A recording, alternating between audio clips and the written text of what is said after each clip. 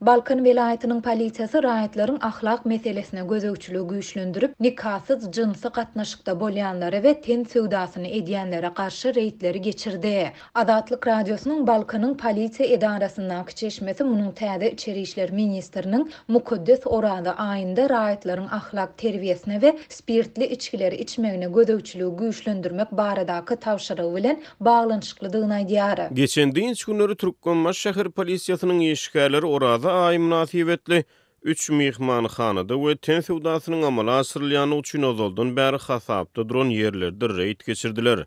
Şeýlede olar dinç günlerine şäheriň bazarlaryna we dukanlaryna spirtli içkileri sattyrmadylar.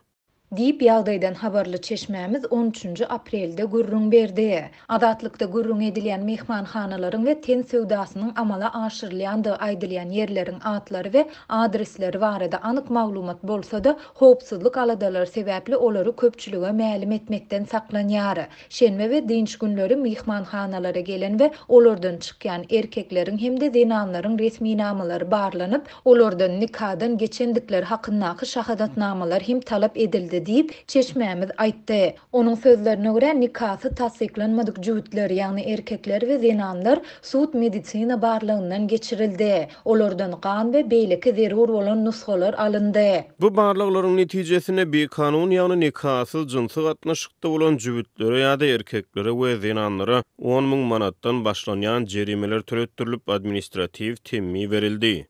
Diýip çeşmämiz belledi. Türkmen häkimetleri ýurtda geçirilýän uly bayramçylyklaryň we syýasy wakalaryň öňü syrasynda ten söwdasy bilen meşgullanýanlara gözegçiligi güýçlendirýär. Soňky ýedekşeýle çäreler 12 martda geçirilen prezident saýlawlarynyň öňü syrasynda amal edilipdi. Häkimetler bu işleri asudalygy saklamak, howpsuzlygy ýokarlandyrmak çäreleri diýip düşündirýär. Ýöne habarçylarymyz ýurtda orada aýynyň dowamında nikahsyz jynsy gatnaşykda bolýan we ten söwdasy bilen meşgullanýan raýatlara gözegçiligiň güýçlendirilendigi barada ilkinji gezek habar berýärler. Çeşmämiz bu çäreleriň täze içeri işler ministri Muhammed Hydyrowyň tawşyrygy bilen baglanyşyklydygyny aýdýar. Onuň sözlerine görä ministr mukaddes orada aýynda raýatlaryň ahlak terbiýesine we spirtli içkileri içmegine gözegçiligi güýçlendirmek barada tawşyryk beripdir.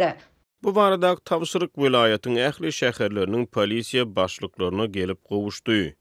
Diýip çeşmämiz notady. Adatlyk baýdylanlar barada Balkan vilayet polisiýa müdürliginden we Türkmenbaşy şäher polisiýasyndan telefon arkaly resmi kommentari almaga synançdy. Redaksiýamyzyň 13 aprelde ikindine çenli eden synançyklary netije bermedi. Bellesek Hydyrow 6 aprelde geçirilen howpsuzlyk mejlisinde içeri işler ministri wezipesine bellendi. Şondan soň ýurt raýatlary käbir puwdaklara gözegçiligiň güýçlenmegi bilen ýüzbeýiz boldular. Ýurdun dürli günjeginde ýol hereketine gözegçilik güýçlendi. Lewap vilayatyna ýörüýte barlygçy topar bardy. Ýüzlerine botoks etdirýän, ýüzleriniň ýygyrtlaryny tekilletdirýän, dodaklaryny çişirdiýän, gözlerine kirpik oturdýan we goşmaça dyrnak dakdyrýan gelin gyzlary we olary bu hyzmatlary amal edýän gözellik salonlaryna hem gözegçilik güýçlendi. Türkmenistanda adatça içeri işler ministerliğinin täze wezipe bellenen resmileri öz ýolbaşçylyk edýän puwdagyna gözegçiligi bir wada güýçlendirýärler, ýöne soňra ýene gowşadýarlar.